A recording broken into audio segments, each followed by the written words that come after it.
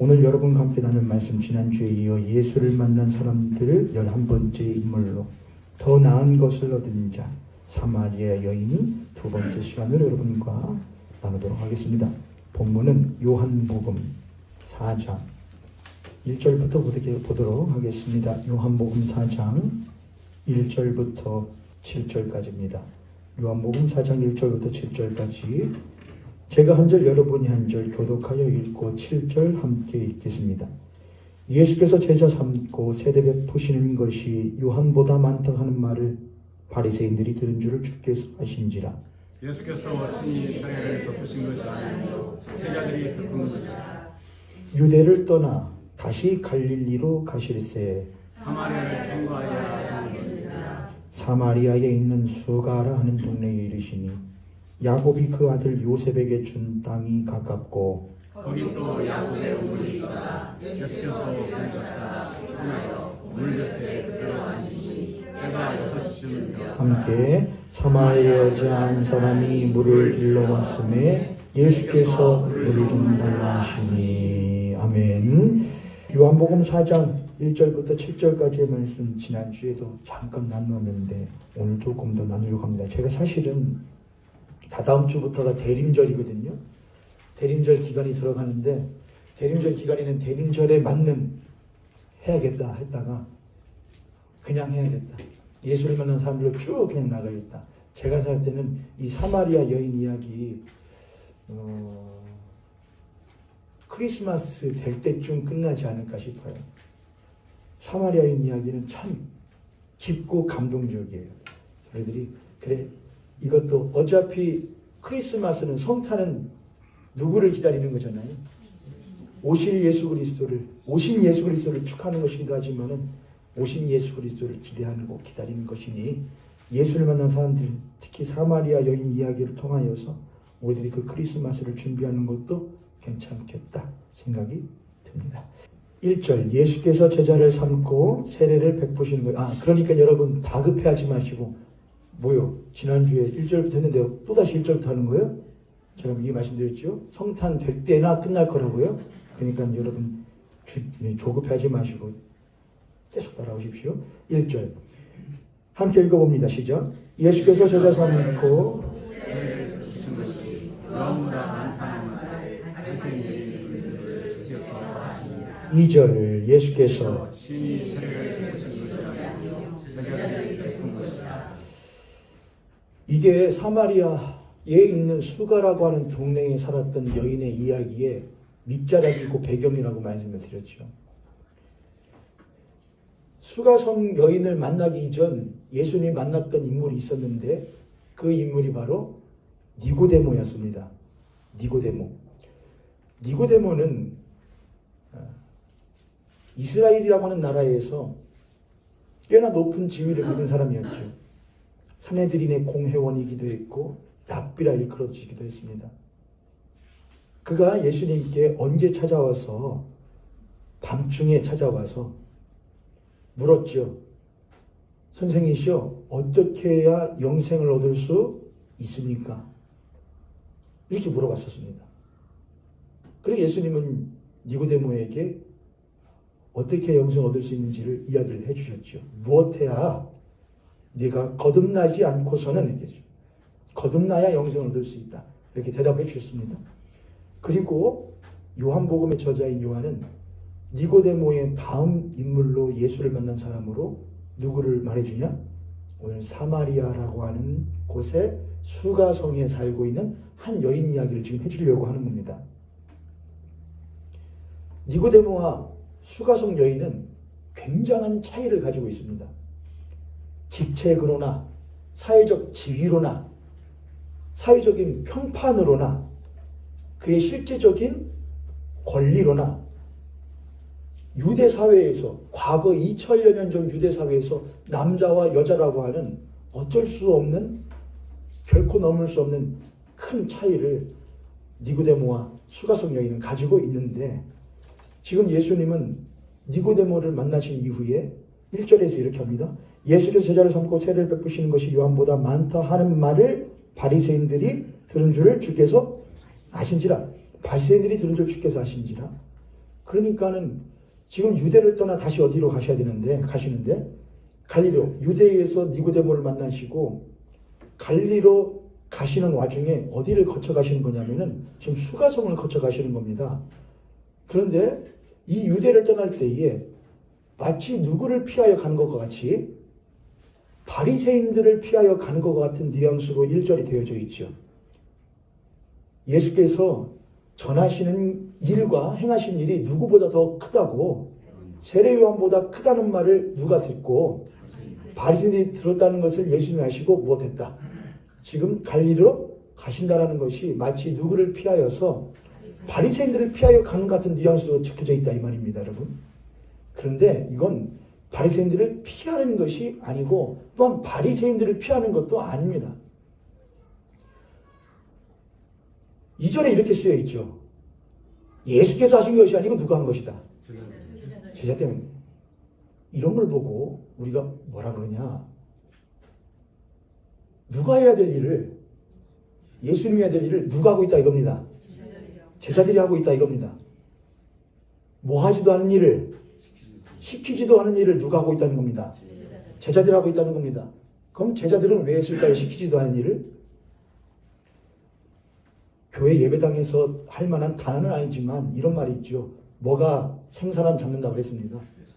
선무당이 생사람 잡는다고 그랬습니다. 선무당이 뭐냐면은 갓 염은 분명히 이 자리 가운데, 그럼 선무당 있으면 선목사도 있겠네? 그럴 수 있죠. 제가 바로 선목사입니다. 제가 선목사. 그래서 무엇 하지 않으려고 노력하느냐? 오버하지 않으려고. 제가 그런 성향이 있거든요. 객기 부리지 않으려고 애씁니다. 근데 제자들이 지금 누구를 만났다고 생각했느냐? 야, 세례 요한보다 큰 이가 내가 모시는 누구네? 스승이시네? 와, 세례 요한의 제자들도 뭘 했었는데, 세례 요한의 제자들도 세례 요한과 더불어서 그렇게 했는데, 이제는 내가 그보다 더 큰 일을 스승으로 모셨으니 나도 이제 뭘 해야지?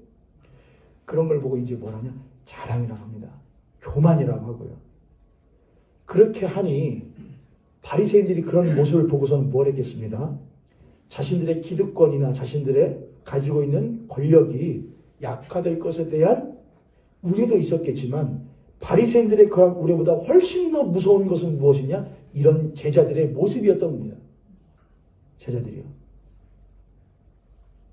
어디 공동체를 가나 그런 사람들이 있습니다. 권력에 목마른 사람들이 있습니다. 어디에 가나요? 그런데 그런 이들은 어디에도 있느냐? 예수를 따른다고 하는 이들 가운데도 있습니다.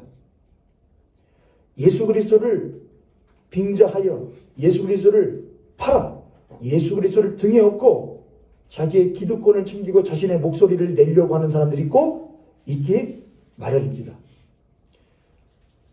예수님이 시킨 적도 없는데, 말씀하신 적도 없는데, 그저 혼자 무엇해서 혼자 마음이 붕붕 떠서 시키지도 않은 일을 하는 경우들이 있습니다.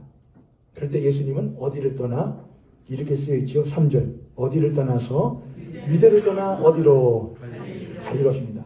여러분, 유대와 갈릴리, 그러니까 이 수가성 여인의 사건의 이야기는 배경이 참 중요해요. 처음엔 누구를 만났었는데, 니고데모를 만났었는데, 이번엔 누구를 만나는 것이고요. 수가성 여인인데, 이거는 큰 차이가 있다고 그랬죠. 3절에서는 어디를 떠나? 유대를 떠나 어디로? 갈릴리로. 유대와 갈릴리도 차이가 있습니다. 이 갈릴리는 어떤 곳이냐면은, 성경에 이런 말이 있죠. 마태복음 4장 12절에, 마태복음 4장 12절. 예수께서 요한이 잡혔음을 들으시고 갈릴리로 물러가셨다가 나사렛을 떠나 스불론과 납달리 지경 해변에 있는 가버나움에 가서 사시니 이는 선지자 이사야를 통하여 하신 말씀을 이루려 하심이라. 일러스되 스불론 땅과 납달리 땅과 요단강 저편 해변길과 어디요? 어디요? 이방의 갈릴리요. 이방이 뭡니까, 여러분? 이방. 이방이라는 거 한자로 말하면 다른 곳 있는 다른 곳. 다를 이자에 방이 방자니까 우리 말고 다른 곳이 다 이방인 겁니다. 그러니까 이스라엘 사람들에게 있어서 우리 이스라엘 말고 다른 곳은 다 뭐냐? 이방입니다. 이방. 근데 이방에 뭐라고 했냐면은 갈리라고 했습니다. 그러니까 당시 이스라엘 사람들이 갈리라고 하는 지역에 대하여 가지고 있었던 인식이 어떤지를 알 수 있는 것이지요. 소외된 곳, 배척받은 곳, 낙후된 곳, 그곳이 바로 갈릴리인 겁니다. 근데 유대는 뭐냐? 유대는 잘 나가는 것인 겁니다. 그러니까 지금 예수님은 니고데모를 만났다가 사마리아 여인을 만나는 과정인 것이고, 유대를 떠나 어디로? 갈리온. 그게 예수 그리스도의 방향입니다.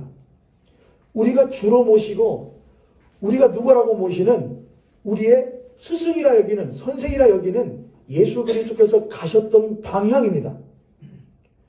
니고데모를 만난 이후에 니고데모만 만나는 것이 아니라 누구도 만나며 사마리아 여인, 그 니고데모가 개처럼 여겼던 사마리아의 당시에 2000여 년 전 유대 땅에서 남자를 5이나 하고 지금 살고 있는 남자도 자기의 남편인 아닌 여자를 만나는 것이 예수 그리스도의 방향입니다.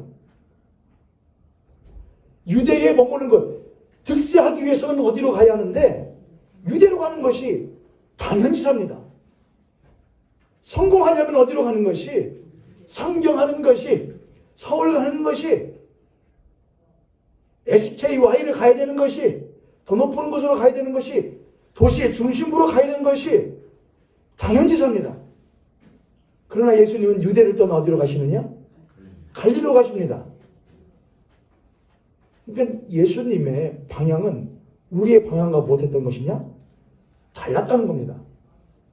그런데 예수 그리스도를 믿는다는, 예수 그리스도를 쫓는다는 자칭 그리스도인들이 갈릴리를 굳이 떠나 어디로 가고자 하며 유대로 가고자 하며 수가성 여인들을 굳이 멀리하고 누구를 만나고자, 니고데모를 만나고자 하는 것은,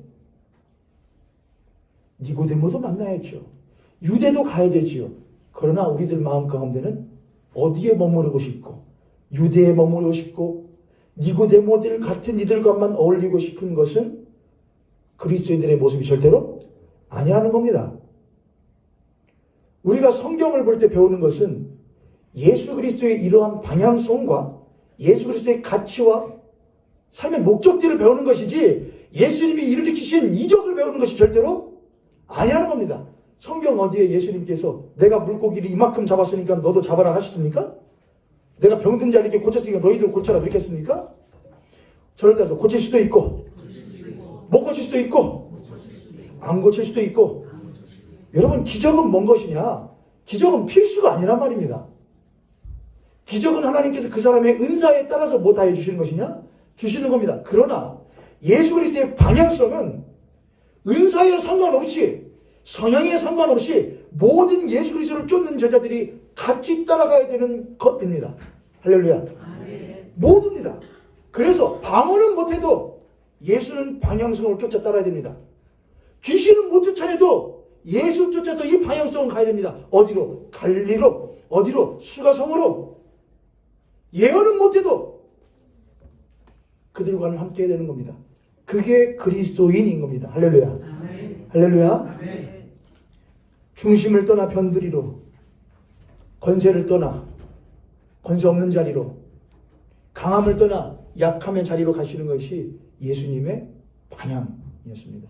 그리고 그것은 오늘날 이 성경을 보고 있는 우리 신자에게, 우리 제자들에게 주시는 예수님의 지침이기도 해요.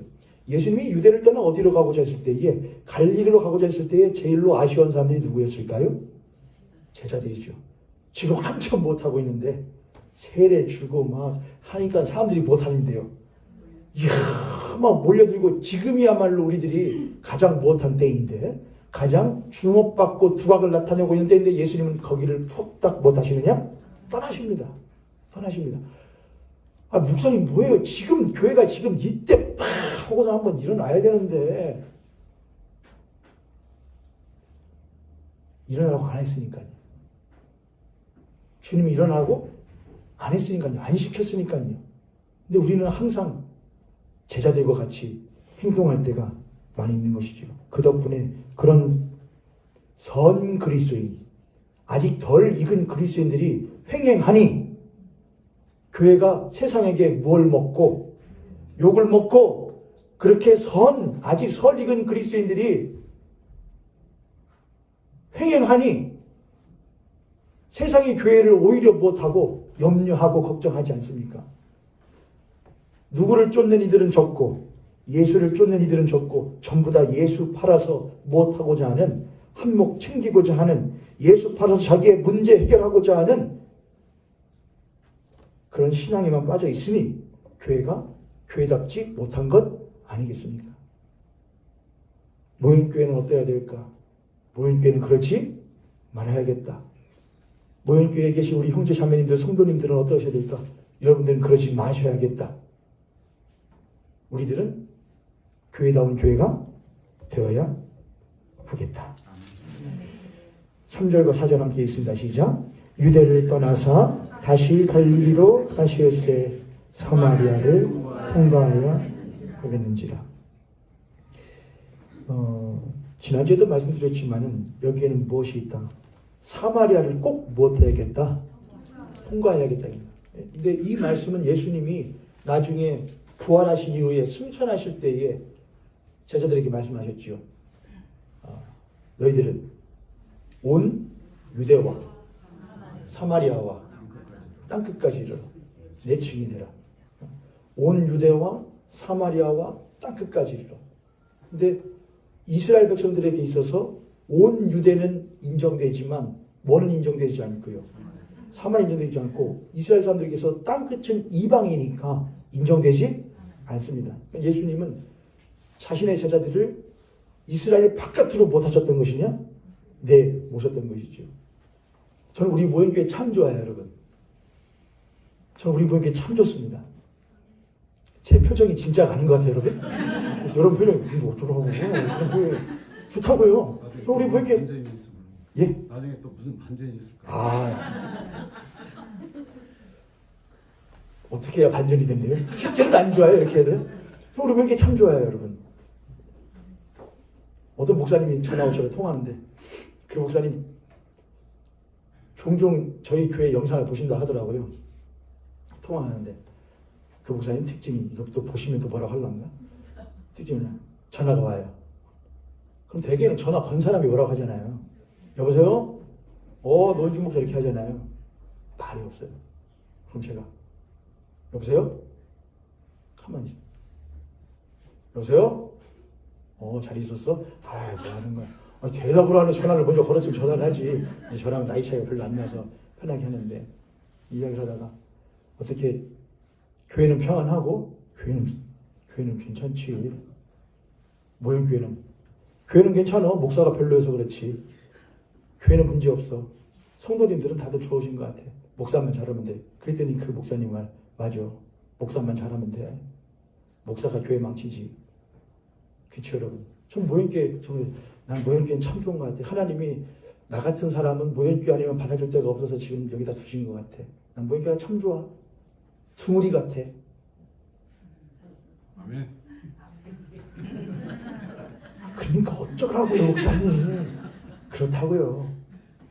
여러분, 전 모형교회 참 좋은데 이게 반전이 있으니까 장로님 말씀과 반전이 돼요.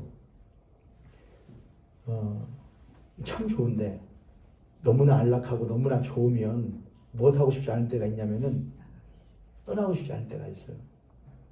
나가고 싶지 않을 때가 있죠.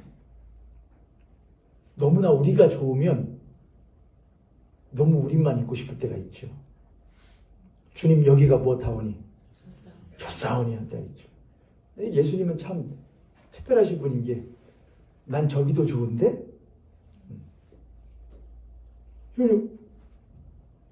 그때 누가 변화산에 올라가죠? 두 제자요? 베드로와 누구요? 요한이 올라가잖아요. 그런데 뭐 하잖아요? 주님 여기가 못하니까 좋으니까 우리 여기서 해야죠. 참 나쁜 제자들이죠. 나머지 제자들을 어떻게 하라고. 그렇잖아요. 우리 예수님 아니 어디 가자. 내려가자 하죠. 그게 예수님의 방향이에요. 저희 교회가 우리 좋죠. 그러나 우리여야 하는 목적은 땅끝을 위해서 우리가 있는 거예요. 땅끝을 위해 우리가 있는 거예요. 사마리아를 위해 우리가 있는 거예요. 우리의 우리 된 것은 우리를 위한 것이 아니라 땅끝을 위하여 예비되어진 우리예요. 그게 교회예요. 교회는 목사를 위해서 존재하는 것이 아니고 목사의 생계를 위하여 존재하는 것도 아니에요. 교회는 영혼들을 위하여 준비되어진 곳이어야 해요. 그게 예수님의 방향이었어요. 그래서 예수님은 우리를 만드시고 그 우리를 어디로?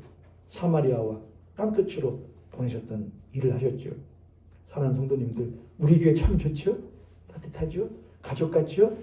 근데 우리가 우리로만 있으면은 땅에 떨어져 못하지 않으면은 썩지 않으면은 그냥 하나에 그대로 있는 거예요. 모형교회 30주년 됐다, 40주년 됐다, 50주년 됐다. 서로만 자축하는 거예요. 그러나 땅에 떨어져 못하면은 저거 죽으면 많은 열매를 맺는 거예요. 가라. 흩어져라. 여러분 그때 주일날 이렇게 딱 모였다가 못 하시는 거잖아요. 일주일 동안 확 흩어지시는 거잖아요. 뭘 삼하면서 다음 주일날 다시 예배드릴 걸 사모하시면서. 제가 여러분 이게 거짓말인지 진짜인지는 그 정도 판단할 수 있는 나이 정도는 돼야 됩니다, 여러분. 일주일 동안 다 세상에 살면서 주일날 예배드릴 걸 막 마음에 기다려 하시면서 일주일 살아가시잖아요. 옆에 있는 성도님 보시고 진짜로 그렇길 바랍니다. 진짜 그렇길 바랍니다. 참 그런 교회는 얼마나 좋을까, 여러분. 야, 주일날 빨리 왔으면 좋겠어. 그렇게 우리들이 흩어지는 거예요. 썩어지는 것이죠. 그 교회로 모여야지. 그렇게 월화수목금토일 세상 가운데 있으면 교회는 누가 세워? 못하지 마시라. 걱정하지 마시라. 엄마 아빠들이 있는데 자식들이 엄마 아빠 나 저기 가서 일하고 하면은 집은 어떻게 해? 그럼 엄마 아빠가 어떻게 해요? 그러니까 말이다. 너네들이 없으면 집 어떻게 하냐 그렇게 해요? 걱정 말고 나가. 걱정 말고 가서 뭐해? 해. 할 일 해. 그렇게 하죠. 하나님이 야 너네들 어디 가냐? 너네들 거기 가고 절로 가면 교회는 누가 세우냐? 그러실까요? 그렇게 안 하셔요. 가라. 가서 전하라. 힘써 전하고 전하다가 받은 상처, 받은 아픔들 끌고 주일날 주님 앞에 오면은 싸매어 주시고 다시 회복하고 가라. 가서 전하라. 그게 교회예요, 여러분. 네. 유대를 떠나서 다시 반드시 어디로 가셔야 되는데 가려고 하는데 어디를 통과하셔야? 사마리아를 반드시 통과하셔야겠는지라. 굳이 했죠. 굳이. 지난주에 굳이 하는 거예요. 신앙은 굳이예요. 5절 함께 읽습니다. 시작. 사마리아에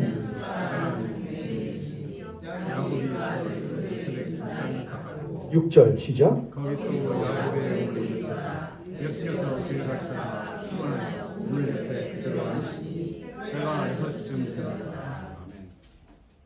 5절에 보면은 사마리아의 수가 지금 다 모두 지금 이 여인 만난 이야기를 풀어내기 위해서 계속해서 뭘 주는 것이냐? 힌트들을 주는 겁니다. 첫 번째 힌트들이 계속 있었고 이건 뭐냐? 수가입니다. 그냥 사마리아에 있는 여인이라고 되거든요. 근데 수가라고 했습니다. 수가. 수가라고 하는 것이 성 이름이었는데 그 뜻이 무엇이냐? 값주고 되사다라는 뜻입니다. 수가. 우리는 값주고 되사다라는 말을 신약 성경에서 많이 듣게 되는데 어떤 단어로 말하냐? 송량이라는 말을 합니다.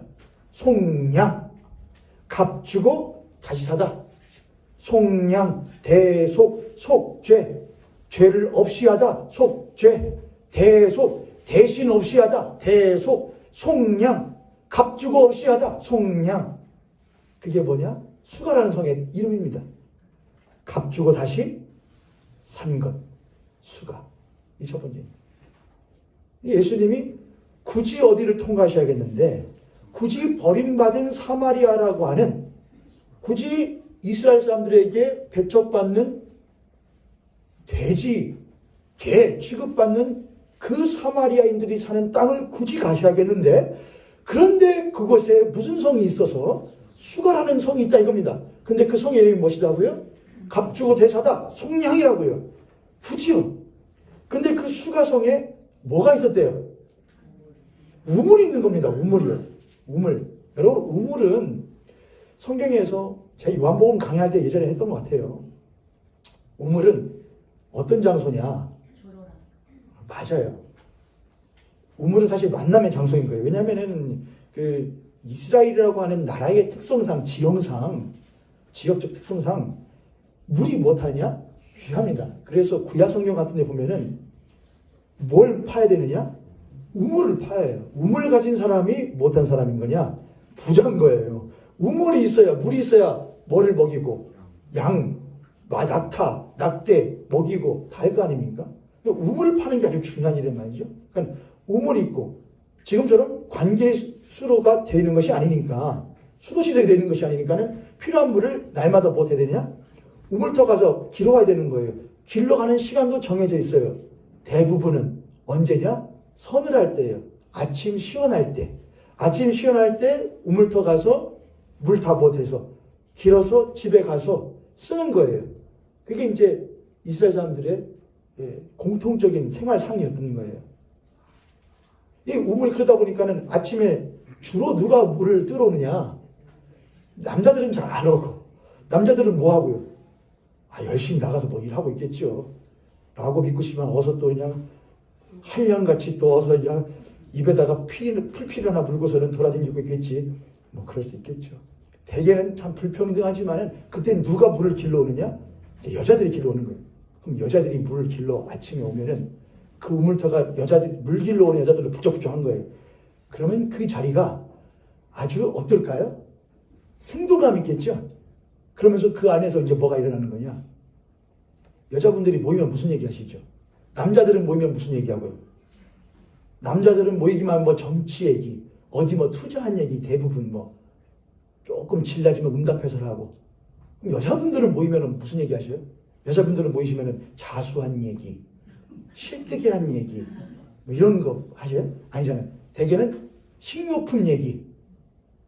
그렇죠. 식료품 얘기, 채소값 얘기, 아니면 이제 조금 나서 남의 집 남편 험담 얘기, 내 집 남편 험담 얘기, 그 집 새끼 험담 얘기, 우리 새끼 험담 얘기, 별별 얘기 다 거의 그런 얘기죠. 근데 이제 성경에 보면은 우물이 등장하는 사건들이 몇 번 있었는데 중요한 사건들이 있었죠. 왜냐면은 첫 번째는 모세가 애굽으로부터 떠난 이후에 도망자의 삶을 살잖아요. 그러다가 누구를 만나게 되냐면은 한 우물터에서 자신의 아내인 십보라를 만나게 돼요. 미디안의 제사장 이드로라고 하는 사람의 딸 십보라를 어디서 만나느냐? 우물에서 만나요. 또 누가 우물에서 만나죠? 누가? 야곱이요. 아브라함의 아들 이삭의 아들 야곱이 삼촌 밧단 아람에 있는 삼촌 집으로 가다가 라반의 집으로 가다가 거기서 누구를 만나느냐? 우물가에서 리브가를 만나요. 그래서 한눈에 무엇하죠? 그러니까 성경이 우물을 등장시킬 때 우물은 만남의 장소인 동시에 무엇하냐? 성경에서 중요한 인물이 남녀가 무엇했었던 만났던 장소예요. 그러니까 우물이라는 건 뭐냐? 성경에서 중요한 남녀가 무엇했었던 서로 만났었던 만남의 장소가 바로 우물이에요. 남편과 아내가 만나는 장소가 바로 우물이었던 거예요. 그런데 지금 요한복음에서 수가성 여인의 이야기를 하는데 몇 가지가 있었죠? 어디 땅이다? 사마리아 땅이다. 무슨 성이다? 수가성이다. 근데 수가성이 무슨 터다? 우물터다. 자, 여기까지 왔습니다. 6절에 거기 또 무엇이 있더라? 야곱의 우물이라고 그래요. 야곱의 우물. 성경을 한번 찾을게요, 여러분. 우선은 창세기 33장 18절 한번 보시고, 창세기 33장 17절에 보면 야곱은 숫곳에 이르러 자기를 위하여 집을 짓고 그의 가축을 위하여 우릿간을 지음으로 그 땅 이름을 숫곳이라 부르더라. 야곱이 밧단 아람에서부터 평안히 가나안 땅 세겜 성읍에 이르러 그 성읍 앞에 장막을 치고, 여기 보면 어디라고 하냐면은 어디라고 하죠? 세겜이라고 하죠. 세겜. 세겜. 제가 지난주에 할 때에 사마리아 땅이 어디 땅이라고 그랬죠? 세겜 땅이라고 했죠. 그래서 세겜 땅을 중심으로 해서 큰 두 산이 양쪽에 있는데 무슨 산과 무슨 산이 있다? 그리심산과 에발산이 있다고 그랬죠. 근데 이 세겜 땅은 처음에 누가 정착한 곳이라고 했냐면은 아브라함이 창세기에서 아브라함이 너는 너의 본토 친척 아비 집을 떠나 내가 너에게 지시할 땅으로 가라 했었고 그 명령 듣고 가서 처음 정착한 땅이 어디냐? 세겜 땅 모래 상수야물이거든요. 모래라는 건 마무레입니다. 마무레. 세겜 땅에 마무레라고 하는 곳에 있는 상수리 나무에 장막을 쳤다라 그랬거든요. 그게 바로 이제 숫꽃과 세겜과 거의 유사한 것이죠. 18절 야곱이 밧단 아람에서부터 평안히 가나안 땅 세겜 성읍에 이르러 그 성읍 앞에 머리를 치고 장막을 치고 그가 장막을 친 밭을 세겜의 아버지 하몰의 아들들의 손에서 뭐했다? 백크시타에 샀다. 거기에 제단을 쌓고 그 이름을 무엇이라 불렀다? 엘엘로헤 이스라엘이라 불렀다. 왜냐? 이스라엘의 하나님이라는 뜻이거든요. 엘엘로헤 이스라엘. 야곱이 본래는 자신의 조부 아브라함, 자신의 아버지 이삭, 이 전부 다 이 세겜 땅을 중심으로 해서 뭐 했냐? 살았단 말입니다. 거기 이삭이 팠던 뭣도 있고요. 우물도 있고. 그런데 이 야곱이 무엇하지 않습니까? 삼촌 집으로 가지 않습니까? 밧단 아람으로 가서 오랫동안 있다가 다시 무엇한 거냐? 지금 돌아온 겁니다. 돌아왔더니 그 땅이 없어진 거예요. 다른 사람의 소유가 되어서. 그래서 그 땅을 지금 무엇하는 거냐? 백크시타를 주고 하몰이라고 하는 하몰이었죠, 여러분. 19절에 그가 장막을 친 밭을 세겜의 아버지 하몰의 아들들의 손에서 못하냐? 이제 다시 사는 거예요. 그 땅을. 그러니까 그 땅에 속해져 있는 무엇도 사게 되는 것이냐? 우물도 같이 사는 것이죠. 야곱이요. 여기까지 이해되셨죠, 여러분? 다시 요한복음으로 오셔서 6절 거기 또 야곱의 우물이 있더라. 이 야곱의 우물이라는 건 그래서 뭐냐? 야곱이 왜 그럼 그 땅을 다시 샀을까? 그것은 하나님이 자신의 조부 아브라함에게 주셨던 무엇이라 믿기 때문이냐? 땅이라 믿기 때문에 그래요. 자신의 조부 아브라함에게 하나님께서 내가 이 땅을 너에게 주고 너에게 무엇을 주리라? 자손을 주고 너로 하여금 무엇을 이루게 하리라 그랬거든요. 나라를 이루게 하겠다는 약속을 주셨거든요. 그 약속을 이삭은 그대로 받고 그 두 아들 에서와 야곱이 있는데 에서는 그 약속을 못하지 않고 받아들이지 않고 야곱은 그 약속을 믿고 다시 고향으로 돌아와 그 땅을 돈 주고 못하는 거냐? 사는 거예요. 뭐 믿고 사는 것이냐? 약속 믿고 사는 겁니다. 하나님이 자신의 조부에게 주셨던 그 약속 믿고 그 땅을 백크시타에 다시 사는 겁니다. 여기까지 이해되셨죠? 그래서 야곱의 우물이라는 것은 뭘 의미하는 것이냐? 하나님께서 이스라엘 민족에게 주셨던 약속. 하나님이 그들의 하나님이 되어주시고 그들이 하나님의 백성이 되는 것이고 그들이 하나님의 나라가 된다고 하는 그 약속을 상징하는 것이 그 땅이고 세겜 땅이고 그 땅에 있는 우물은 하나님이 이삭이 팔 때마다 뭘 하느냐? 우물이 터져요. 쫓겨나요. 뺏어버려요, 누가. 근데 또 파면 무엇해요? 그런 것은 일어날 수가 없는 거예요. 지금처럼 탐지하는 것도 없고 파면 나오는 것은 뭐냐? 하나님이 파는 곳에 나오게 하시든가 아니면 하나님이 이삭으로 하여금 파는 것을 못 하시든가 알려주시든가 이거는 초자연적인 현상이었던 것이죠. 그러니까 우물이라는 것은 하나님이 이 사람들에게 자신의 땅을 주셨는데 그들이 거기서 살 수 있도록 하는 무엇이냐? 능력이 바로 우물이었던 거예요. 땅을 주는데 뭐가 안 나면 우물이 없으면 못 산다니까요.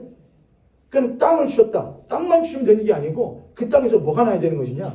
우물이 나야 돼요. 그래서 팔 때 우물이 난다는 것은 하나님이 이 땅을 우리들에게 무엇하셨고 주셨고 이곳에서 살도록 하나님께서 무엇하시는구나? 허락하시고 도우시는구나 하는 상징이 바로 우물인 거예요. 이해되셨죠, 여러분? 그러니까 우물이라는 건 야곱의 우물이라는 것은 하나님이 아브라함과 이삭과 야곱을 통하여서 이 땅을 주셨다는 약속과 이 땅에 하나님께서 이들을 살게 하시겠다는 하나님의 약속이 그대로 성취되어지고 있다고 하는 증거가 바로 우물인 거예요. 우물. 샘인 거죠. 샘.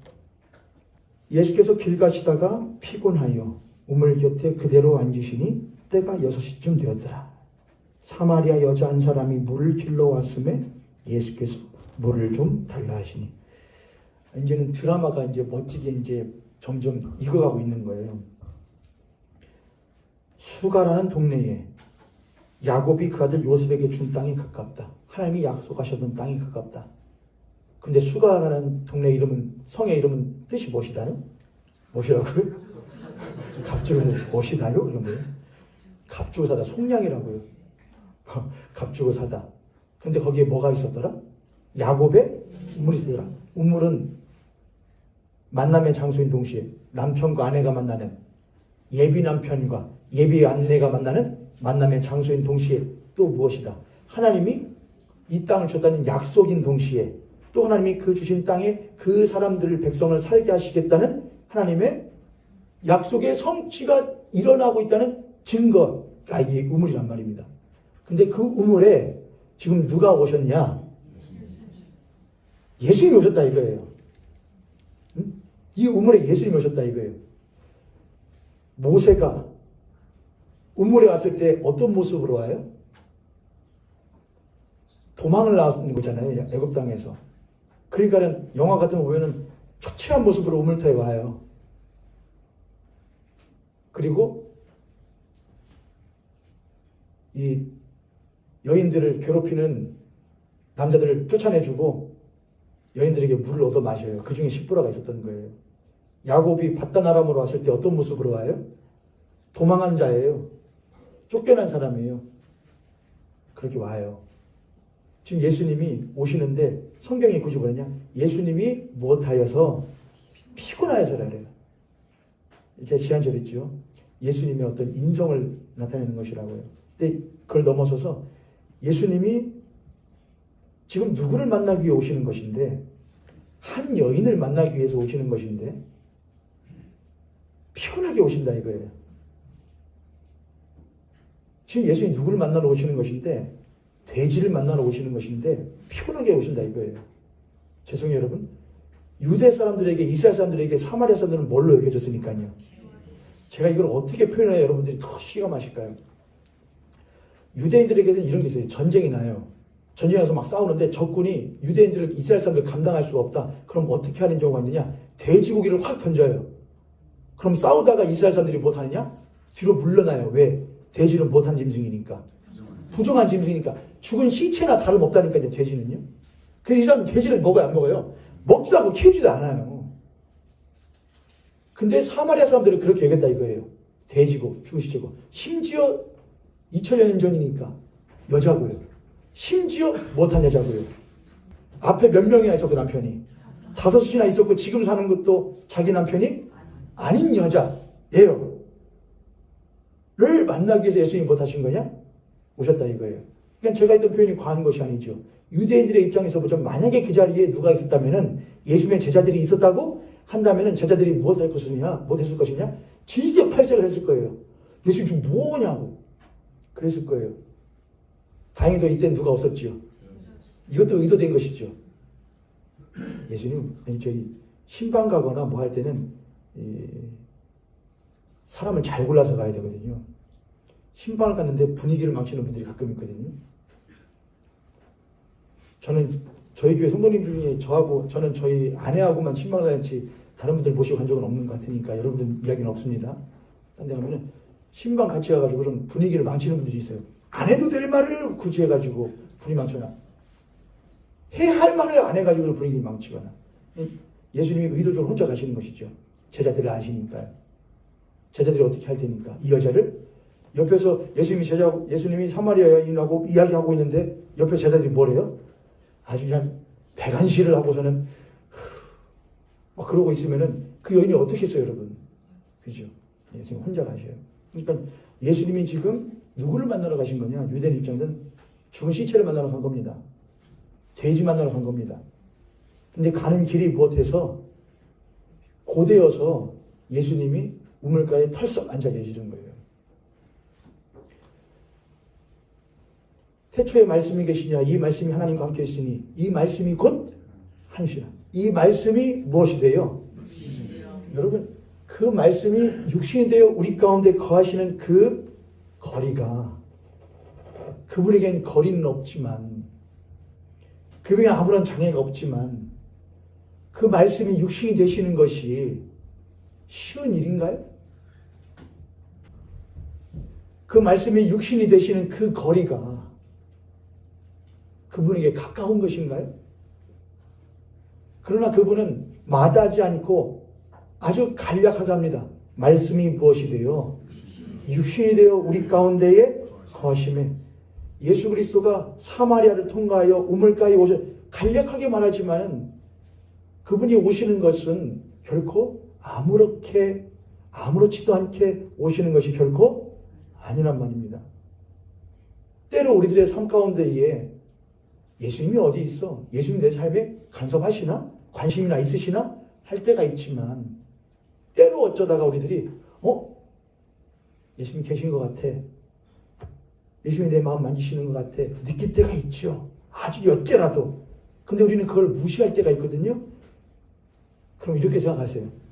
주님, 내가 당신으로부터 얼마나 무엇했었으면은, 멀어져 있었으면은 당신이 그 멀고 먼 길을, 이 죽은 죄인 같은 돼지 같은 나를, 이 부정한 자를 그래도 찾아오시겠다고 그 먼 길을 못하시느라고, 이만큼 오면 또 못하고, 또 이만큼 쫓아오면 또 못하고, 갔던 우리를 그렇게 찾아와서 그나마 가까이 털썩 앉은, 아직 나한테 말도 걸지 않았지만, 아직 나에게 무엇인가 보여지지 않았지만은 그저 무엇하였던 것 하나만으로도, 내 곁에 털썩 앉았다는 하나만으로도 철든 그리스도인이라고 한다면은 뭐가 터져야 되는 것이냐?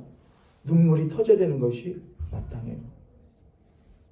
내가 얼마나 그분으로부터 멀리 떨어져 있었으면 그분은 그렇게 먼 길을 나를 쫓아오시느라고 고난하셨을까?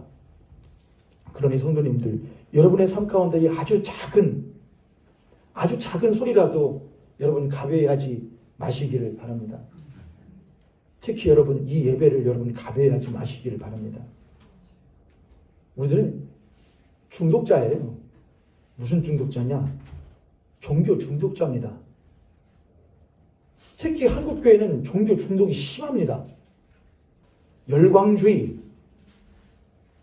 뭔가 이적이 일어나야 되고, 한때 한국교회에 이런 게 유행을 많이 했죠. 열린 예배라는 게 유행을 많이 했습니다. 열린 예배. 아셔요, 여러분? 열린 예배? 열린 예배가 뭐냐? 교회가 너무나 못하니까, 딱딱하니까 바깥으로부터 사람들이 와서 어렵다 이거예요. 그러니까 좀 뭐 되냐? 문턱을 낮춰야 된다. 그래서 예배긴 예배인데 뭐만 봐냐? 찬양을 계속해요. 찬양을 막 하고 말씀 잠깐 전하고 또 막 찬양하고, 열린 예배. 저는 그게 참 좋은 것이긴 하지만 한국교회를 병들게 만드는 하나의 단초가 됐다고 생각하고 해요. 왜냐하면 말 자체가 틀렸죠. 열린 예배가 있고 닫힌 예배가 있어요. 예배는 다 뭔 거죠?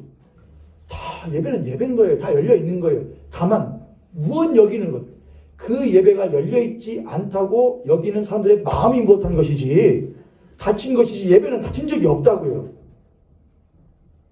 그런데 그거를 문턱을 낮춘다고 예배의 형식을 아무렇지도 않게, 그러니 아주 한국교회가 무력하게 되어져 버렸죠.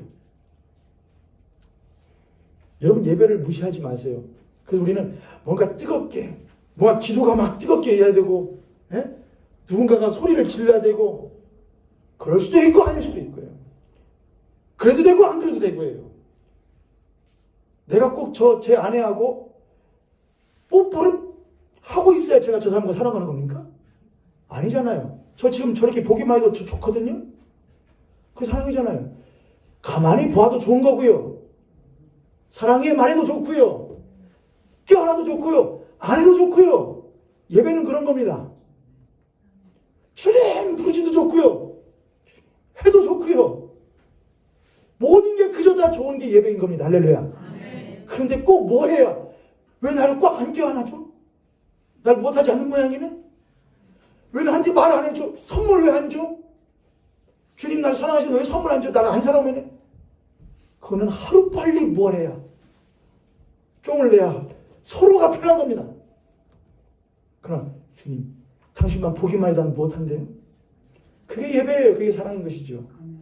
여러분 예배 무시하지 마세요. 그러니까 무엇하지 않다고 여기 막 팍 와닿지 않는다고? 그러면 주님 답답해요. 야, 나는 너만 보기만 해도 뭐가 이렇게 하는데 막 벌렁벌렁 하는데 심장이 쿵쿵 뛰는데 너는 왜 아무렇지도 않아? 안 들려? 안 보여? 같은 공간이지만 이 예배 시간 같은 공간이지만 이 공간에는 두 개의 세계가 있습니다. 그분의 음성이 들려지는 사람의 세계와 들려지지 않는 사람의 세계가 있습니다. 그분의 음성이 귀 기울여지는 사람들의 세계가 있고 그분의 이야기가 귀등으로 들려지는 세계가 있습니다.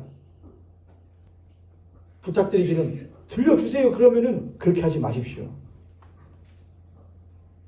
다윗의 이야기로 하자면은 야, 하늘에 저 움직이는 것과 달에 움직이는 것과 하늘의 그 모든 것들이 나에게 뭘 말하지 않느냐? 나에게 지금 당신이 계시다는 것을 나에게 말해주지 않느냐? 그렇게 말합니다. 그는 그것만 모아도 아는데 왜 우리는 들어야 합니까? 다윗은 달 움직이는 것만 보아도 그분이 계시다는 걸 듣는다는데 왜 우리는 들어야 한다는 겁니까? 부모님이 나를 보는 눈빛만 보아도 나를 사랑하는 것을 알아야 되는데 왜 그 부모 나에게 차를 사줘야 나를 사랑한다는 걸 믿는다는 겁니까? 그게 못난 자식이죠. 예배는 그런 겁니다. 제가 서두에 오늘 예배 처음 드릴 때 했던 것처럼 이 예배는 하나님께서 우리들에게 자신의 아들을 피값 주고 핏자국 밟고 오라고 하는 예배라고. 그게 가벼이 여기지 마시라고. 옆에 손님과 앞에 손님 보시고 우리 그렇게 한번 묻도록 하겠습니다. 그런데 지금 당신은 예배를 어떻게 드리고 계십니까? 예배 어떻게 드리고 계세요? 예배는 세미나도 아니고 설교자는 퍼포먼스를 하는 연예인도 아닙니다. 설교자는 청중을 감화시키는 선동가도 아닙니다. 예배는 하나님을 만나는 시간이고 그저 분이 계시다는 것에 내가 듣지 못하면 내가 경험하지 못하면 내 귀가 둔하여 내 마음이 강팍하여 듣지 못함이지 라고 말하며 겸손하게 그분의 음성에 어떻게 하면 귀 기울일까를 사는 것이 예배드리는 신자의 모습입니다. 누구는 수가성 여인은 우물가에 누가 오셨는데 야곱의 그 야곱의 우물터로 매번 해가 쨍쨍 졌을 때에 물 들어오던 그 여인, 그거라도 먹지 않으면 자신의 목마름이 해결되지 않는 그 여인. 근데 그 야곱의 우물을 보면서 이 여인은 항상 꿈꿨단 말입니다. 내 조상들이 뭐라고 했는데 저 산에서 참으로 예배드릴 때가 온다고 그랬는데 이 우물을 판 이가 우리에게 그런 약속을 주셨다고 그랬는데 마시긴 마시지만 믿어지지 않았던 그 여인. 근데 그 여인 앞에 지금 누가 앉아 계시는데요? 그 야곱에 누가 계시는데 야곱에게 그 약속을 주셨던 그 이가 와 앉아 계시는데 알아요? 몰라요? 모른단 말입니다. 그 산을 지으신 이가 앞에 앉아 계시는데 모른단 말입니다. 그분이 어디에 앉아 계시는데 지금 이 자리에도 계시는데 우리는 모른단 말입니다. 우물가 여인에게 물 한 잔 주시오. 당신이 누군데 나한테 물 달라고 합니까? 그걸 위에 이 자리에 앉아 계시면서 우리와 함께 계시면서 우리의 심령 가운데에 왔어? 기다렸어? 근데 우리는 천대하지 않습니까? 나 알아요? 누구야? 우물가 여인에게 일어났던 일이 오늘 우리들에게도 일어나고 있고 그러나 참으로 감사한 것은 그 우물가 여인은 그 창조주를 못했느냐? 만났습니다. 그렇다면 여러분도 우리도 만날 수 있지 않겠습니까? 무엇 할 수 있다면은 귀를 여세요. 마음을 열으세요. 거기 또 야곱의 우물이 있더라. 예수께서 길 가시다 피곤하여 우물 곁에 그대로 앉으시니 때가 6시 정오 햇볕 쨍쨍할 때가 되었더라. 아무도 우물가에 찾아오지 않고 아무도 바깥으로 외출하지 않는 그때에 예수님은 홀로 외출하십니다. 오직 그 시간에 홀로 움직이는 한 여자를 만나기 위하여. 아무도 움직이지 않을 때, 아무도 나오지 않을 때, 못해서 창피해서 부끄러워서 또 남들의 이목에 집중되는 것이 싫어서 홀로 나오던 그 여인을 예수님은 그 여인 한 명을 만나기 위해서 그 광야를 건너 우물가로 찾아오시는 것입니다. 7절 사마리아 여자 한 사람이 물을 길러 왔음에 예수께서 물을 좀 달라 하시니 7절 한번 다 같이 읽으실까요? 시작. 사마리아 여자 한 사람이 물을 길러 왔으니 예수께서 물을 좀 달라 하시니. 이게 뭘까요, 여러분? 사마리아 여자 한 사람이 와서 뭐를 하는데, 물을 길는데 예수님이 뭐라고 하셔요? 예수님은 참 로맨티스트예요. 그렇죠? 이렇게 안 한단 말입니다.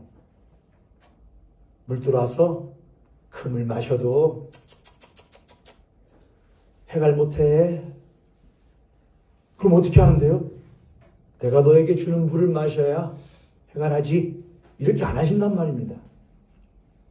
뭐라고 하셔요? 오히려 나한테 뭐 좀 줘. 물 좀 줘. 우리는 하나님을 어떤 분으로 여기느냐? 하나님은 전지전능하시죠. 그렇죠. 근데 성경을 읽어보면은 전지전능하신 하나님이 무엇 하실 때가 있으시냐? 아프실 때가 참 많아요. 고나실 때도 많고 슬퍼하실 때도 참 많아요. 우리는 그런 하나님을 믿어요. 그분은 전혀 목마르지도 않고 허기도 지지 않으시는 분인데 그분은 모든 것이 무엇 하시는데 풍성하시는데 그분을 허기지 만들고 그분을 목마르게 만드는 것이 딱 하나가 있단 말입니다. 그게 뭔지 아세요?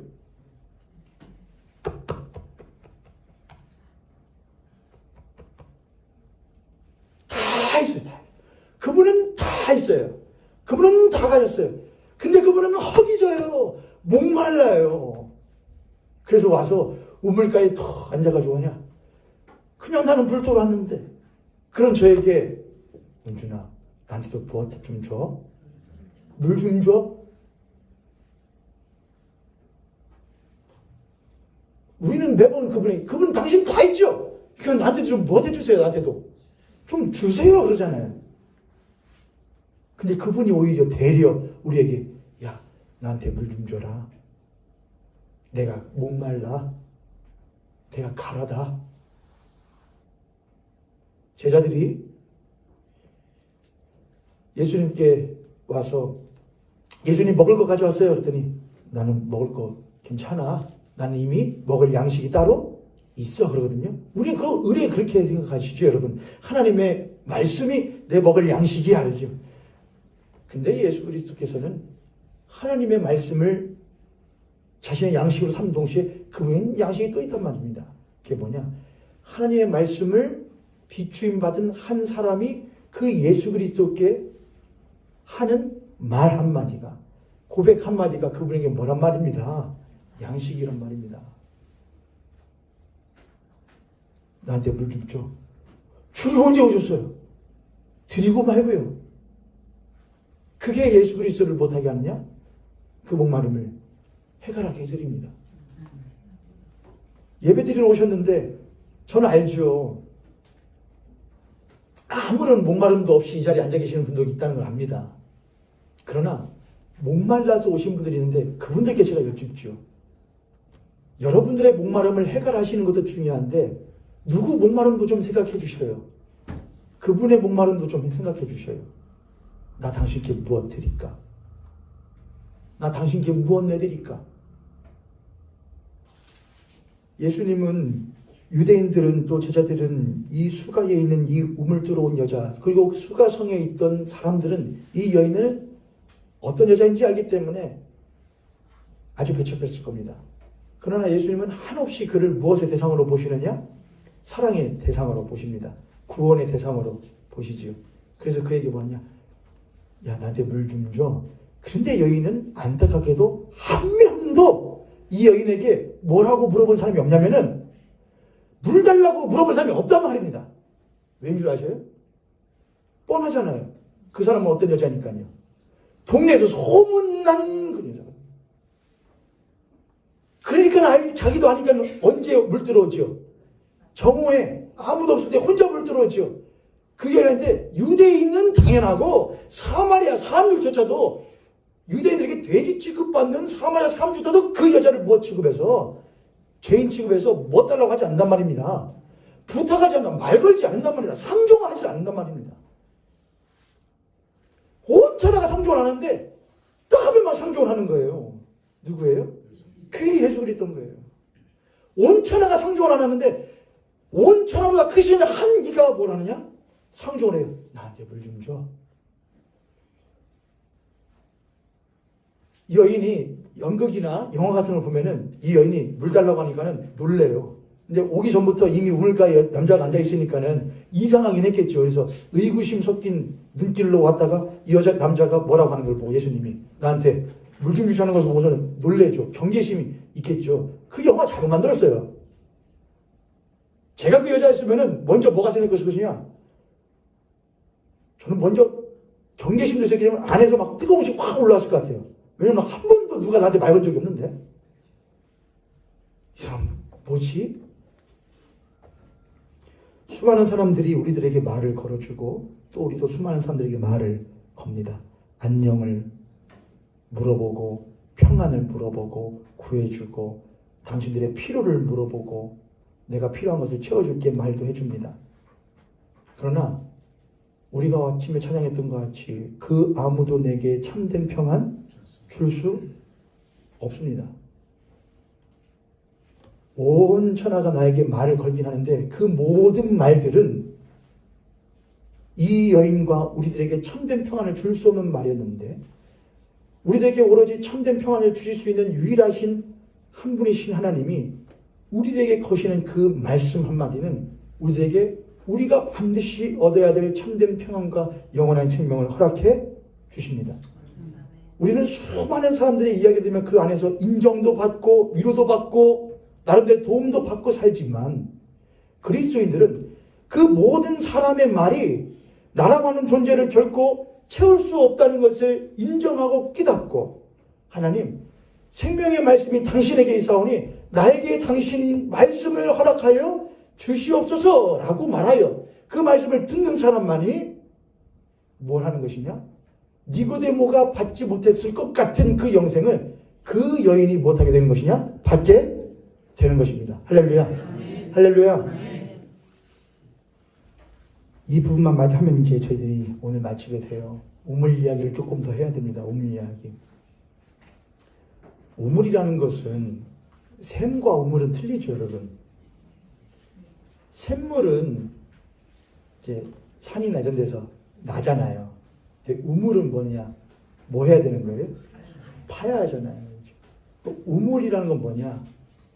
인간의 필요에 의하여서 만든 거란 말입니다. 우물은. 우물은 왜 필요하냐? 이게 너무 당연하잖아요. 인간이 무엇하기 때문이냐? 목마름, 갈증을 가지고 있기 때문에 우물을 파야 되는 겁니다. 아브라함도 이삭도 야곱도 우물을 팠습니다. 왜냐하면 그 우물을 파야지만이 자신들의 목마름을 해결할 수 있고 자신들의 생존을 유지할 수 있었기 때문에 그렇습니다. 하나님도 그걸 아시기 때문에 그 우물을 팔 수 있게 무엇 해주셨냐면 도와주셨죠. 우물이라는 것은 인간의 목마름을 상징하는 하나의 표현이기도 상징이기도 해요. 목마른 인간. 저를 다시 한번 해보실래요? 목마른 인간. 목마른 인간. 목마르지 않은 인간은 아무도 없습니다. 목마른 인간의 보여지는 상징이 우물이라고 한다면 우리들은 문학이라는 것을 할 줄 아는 인간이니까 문학적인 관점에서 보자면 우물이라는 것은 목마른 인간의 목마름을 해결할 수 있는 모든 목마름을 해결할 수 있는 도구의 총칭입니다. 인간의 목마름을 해결할 수 있는 모든 것의 총칭이 바로 우물로 취합되는 겁니다. 인간은 목마른 존재라는 것을 또한 증거합니다. 인간은 목이 마르다.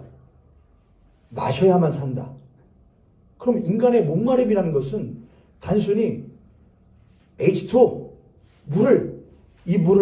이를 물만 인간의 물이라고, 목마름 해결한 물이라고 말하지 않습니다. 목마름이라는 것은 이 물을 마심으로써 해결되는 목마름만 말하지는 않고, 어떤 사람은 뭐에 목마르기도 하고요? 사랑에 목마르기도 하고요. 어떤 사람은 뭐에 목마르기도 하고요? 관심에 목마르기도 하고요. 돈에 목마르기도 하고요. 물건에 목마르기도 하고요. 권력에 목마르기도 하고요. 여러분, 이거는 조금 여러분들이 그거는 괜찮은 거 아니야 생각할 수 있는데, 어떤 사람은 행복에 목마르기도 하고요. 행복이요. 나 행복하고 싶어. 제가 전에도 말씀드렸죠. 교회에서 뭐라고 말하는 건 안 된다고요. 하나님은 우리가 무엇하기를 원하신다? 행복하기를 원하신다. 그거 틀린 말이라고요. 왜냐? 행복이라고 하는 것은 사람마다 무엇하기 때문이냐? 다르며, 각 사람의 행복이라는 것은 선함과 악함이 전부 다 있기 때문에 하나님이 그 사람의 행복을 원한다는 것이 꼭 맞게 될 수가 있다 없다? 없어요. 어떤 사람은 복권 당첨될 때가 제일 행복해. 어떤 사람은 도둑질할 때가 제일 행복해요. 하나님 당신 그건 아니잖아요, 여러분. 행복이라는 것은 성경에 나오지 않습니다. 하나님이 여러분에게 뭘 주기를 원하십니다. 복, 바라크를 주기를 원하십니다. 바라크는 뭐다? 하나님과 우리가 무엇하는 것? 함께 동행하는 겁니다. 동행하는 것이 복입니다. 우리의 행복이 아니고요. 하나님 없어도 우리 괜찮은 거 그 행복 아니고요. 하나님과 우리가 함께 동행하는 것이 복이다, 이렇게 말합니다. 자, 인간은 목마르다, 사랑이 목마르고 이러면 그 행복에조차 목마른다. 심지어 있는 사람, 나는 아무것도 바라는 것 없어. 나 그냥 저 산속에 가서 그냥 하면, 그것도 그 사람의 무엇인 거냐? 행복이고 만족인 것이지요. 그러니까 우리들에게는 목마른 건 뭐냐? 원함이 있다는 겁니다. 하고 싶어, 갖고 싶어, 누리고 싶어, 되고 싶어, 뭐든지 하고 싶은 게 있어요. 왜 그래요? 왜 인간은 그래요? 왜 인간은 하고 싶어요? 그거는 나 갖고 싶어, 하고 싶어, 되고 싶어, 뭐 하고 싶어, 이 모든 것은 인간의 깊은 속에 있는 뿌리의 열매들입니다. 이 속에 뿌리가 있기 때문에 이 열매들이 맺히는 겁니다. 그럼 이것은 왜 맺히냐? 창세기 3장에서 사람이 아담과 하와가 선과 악을 알게 한 나무의 실과를 무엇하냐? 먹습니다. 그때 사탄이 뱀 안에 들어가서 뭐라고 속이냐? 이것을 네가 먹으면 너의 눈이 밝아져서 무엇처럼 되고? 되고예요, 되고. 될 수 있어. 할 수 있어. 이 모든 열매. 근데 그 중심에 뭐냐? 네가 이것을 먹으면 누구처럼 되느냐? 하나님처럼 돼. 하나님이란 건 뭐냐? 누구에게도 못하지 않고, 의지하지 않고, 간섭받지 않고, 내가 할 수 있는 자유를, 최대한 나에게 허락된 자유를 마음껏 누릴 수 있는 것이 인간에게는 하나님이에요. 제한받지 않고, 구속받지 않고, 제약받지 않고, 한정 없이, 한계 없이 할 수 있는 모든 것을 될 수 있고 누릴 수 있는 모든 것, 그게 인간에게 행복이죠. 그 행복, 그리고 그 뿌리는 뭐가 있느냐? 나는 그렇게 할 수 없는 존재라고 하는 뿌리가 있어요. 보세요, 여러분. 내가 만약 그 모든 것을 왜냐, 할 수 있으니까, 그럼 나에게 문제가 아니에요. 근데 내가 그걸 할 수 있는 존재가 아니면, 하고 싶어, 안 하고 싶어요? 하고 싶은 거예요. 저 사람은 예를 들어서 2억짜리 차를 타고 다니네? 너무 갖고 싶네? 근데 나는 수중에 얼마밖에 없네? 돈 100만 원밖에 없네? 그럼 포기할 수 있겠지만은 어떤 사람이 저게 꿈이 돼요. 내가 언젠가는 저거를 꼭 못하리라. 타버리라. 그때부터 막. 나는 지금 새빵살이 하는데 저 사람은 5억짜리 아파트 사네? 좋겠다. 나도 언젠가는 못해버리라. 나는 햇밥 먹고 있는데 저 사람은 이게 뭐예요? 스키다시 일본 말이죠. 막 먹고 있네? 나도 언젠가는 신라 호텔에 가서 저거 한번 먹어버리라. 근데 다 가진 사람은 그런 생각 해요, 안 해요? 안 합니다. 비슷해요. 하나님이라는 존재는 나는 스스로 있는 자다 그랬죠. 그래서 하나님은 무엇하지 않으시느냐? 뭐 하고 싶다, 하고 싶다, 이게 없으셔요. 다만 그분에게는 그분의 뜻에 따라서 그분의 선하신 일을 하셔요.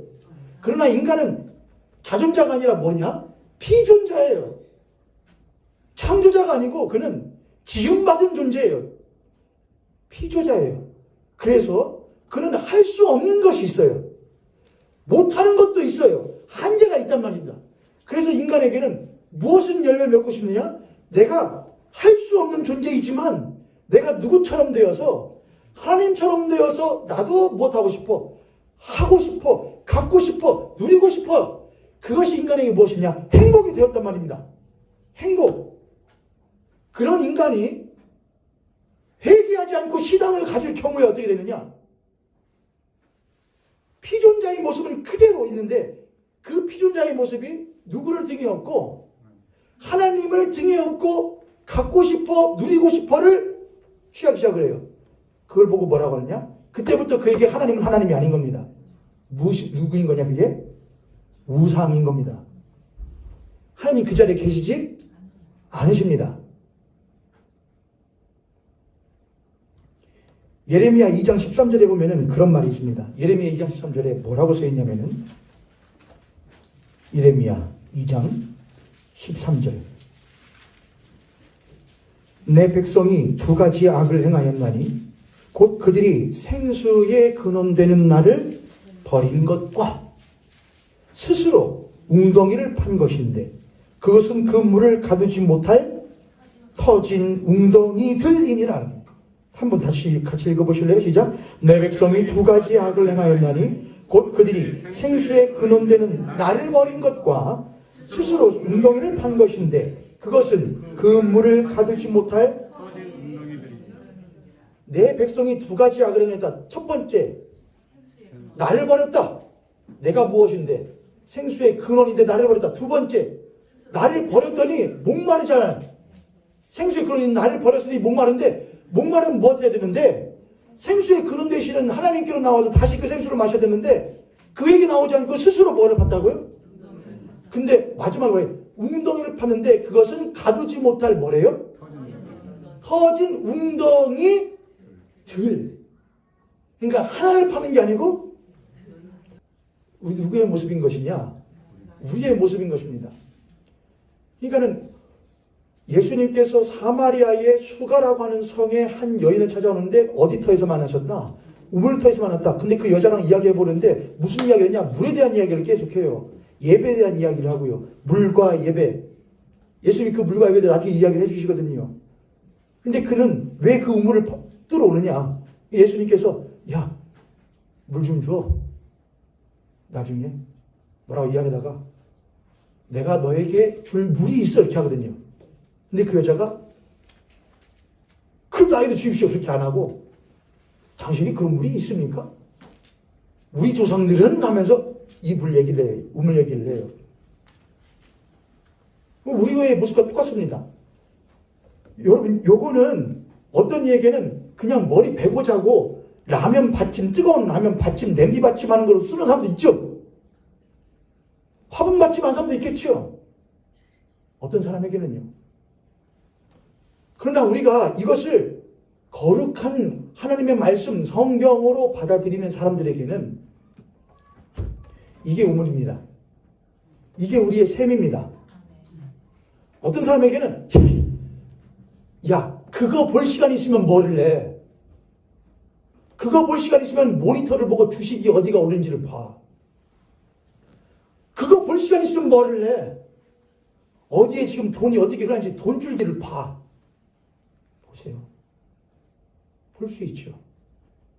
다만 그것은 우리를 절대로 못하게 만들지 못하느냐? 해결시켜주지 못해요. 왜냐하면 그들이 혹 무엇은 맺어줄지 있을지 몰라도 열매들은 어떻게 맺어줄 수 있을지 몰라요. 갖게도 해주고 누리게도 해주고 보게도 해주고 나를 꽤나 이 세상에서 나름 행복하게 사는 사람으로 여겨지게끔 만들어줄 수는 있을 거예요. 어디에선만? 여기에선만. 이 땅에선만. 이 땅에서 내가 꽤나 행복하게 잘 사는 사람으로 어느 정도 돈 있고 노후 보장되는 사람으로 살 수 있게끔 만들 수 있을지는 몰라요. 어디에선만. 여기에선만. 그래서 니고데모가 예수님께 와서 뭘 물어봅니까? 어떻게 하면 이 땅에서 잘 살 수 있습니까? 물어봅니까? 아니에요. 어떻게 해야 뭘 얻습니까? 영원한 생명을 얻습니까? 입니다. 이 자리는 영원한 생명에 관심이 있는 이들이 오는 것이지 영원한 생명에는 이 땅의 생명에 관심 있는 사람들이 이 자리에 앉아있을 필요가 없습니다. 이 자리는 여러분의 이 땅에서의 생명의 목마름을 해결시켜주는 곳이 절대로 아닙니다. 만약 그랬다면 예수님은 우물가 여인에게 야 지금 오지 마. 네 집 바로 옆에다가 내가 뭐를 터지게 해줄게. 우물 터지게 해줄게. 그렇게 했겠죠. 그래서 그렇게 하지 않으셨단 말입니다. 내가 너에게 주는 물은 영원토록 목마르지 아니하는 물이다. 그러나 우리는 그것에는 관심이 없고 매번 우리들의 옆에 집사님이, 옆에 권사님이, 옆에 장로님이, 옆에 목사님이, 옆에 전사님들이 수많은 잘못된 그리스도인들이 했던 것처럼 여기를 파면 뭐가 나와, 여기를 파면 뭐가 나와. 그거 아니란 말입니다. 누가 나의 우물이시다. 예수 그리스도가 나의 샘이시다. 나의 생수의 근원 되신다. 그러므로 내가 비록 팠는데 나오지 않아도 나는 나의 생수의 근원 되시는 하나님으로 말미암아 무엇한다? 만족한다라는 것이 그리스도인의 신앙입니다. 할렐루야. 할렐루야. 그러므로 우리는 문제를 가지고 왔을 때에 내 삶에 문제가 있을 때에 주님 나의 이 문제를 해결해 주십시오 라고 기도하기 이전에 주님 나는 이미 당신으로 말미암아 무엇한 사람임을 고백합니다. 만족한 사람임을 고백합니다. 다만 나의 삶 가운데에 이러한 문제로 인하여서 내가 너무나 곤비하여 당신 말고 다른 덩이 팔까 못하오니 두렵사오니 주님 나를 불쌍히 여겨 주시옵소서. 혹 주님 내가 이 웅덩이 팠다가 생수에 그런데는 당신을 버릴까 두렵사오니 주님 나를 도와 주시옵소서 하는 게 참 그리스도인의 모습이란 말입니다. 할렐루야. 그게 진짜 무엇한 거냐? 수가성 여인이 만났던 예수를 만난 사람이 바로 그런 사람입니다. 오늘날 그런 사람을 여러분 찾을 수가 있겠습니까? 오늘 그런 그리스도인을 우리 모임께 찾을 수가 있겠습니까? 나의 백성이 두 가지 악을 행하였나니 첫 번째는 생수의 근원이 된 나를 버린 것과 두 번째는 터진 스스로 웅덩이를 팠는데 그 웅덩이들은 무엇한 것이다? 물을 가두지 못할 터진 웅덩이들이다. 우리는 우물을 팔 수밖에 없는 목마를 수밖에 없는 인간입니다. 근데 우리는 본질적인 목마름을 해결하지 않는 이상 우리들의 표면적인 목마름에 늘 얽매여서 살 것입니다. 우리의 본질적인 목마름은 무엇이냐? 우리를 지으신, 우리 자신의 손으로 빚으신 하나님을 만나는 것. 그것이 우리들의 본질적인 문제에 해결을 얻는 것입니다. 니고데모도 그 이야기를 했고 예수님은 수가성 여인에게도 그 말을 줍니다. 그 여인은 이제 다음에 하겠지만은 이런 장면이 나오죠. 그 여인이 그 여인이 눈이 한순간에 이게 뭐 하냐? 탕 깨진 거예요. 여기가 탕 깨진 거예요. 그럴 때가 있죠. 누구시구나? 이 사람이 바로 그시구나 하는 걸 알고 성경이 이런 대목이 나옵니다. 그가 무엇을 버려두고 물동이를 버려두고입니다. 물동이를 버려두고 동네로 못하느냐? 뛰어갑니다. 내가 만났다고. 사랑하는 모임교회 성도님들, 오늘 이 자리에 여러분의 물동이를 하나씩 다 들고 오셨다면 물동이를 못하시고 버려두시고 생수의 근원 되시는 하나님을 만난 것 자체만으로 여러분의 삶의 자리로 기쁘고 담대하게 나아가실 수 있는 여러분 되시기를 바라요. 그렇지 않다면 여러분은 한 주간을 사시면서도 늘 무엇하실 것이냐? 헛된 웅덩이를 파시겠죠. 그러나 그럴 때마다 이 수가성 여인을 기억하십시오. 하나님은 여러분의 삶에 늘 찾아오십니다. 다만 귀를 기울이세요. 다만 눈을 돌리세요.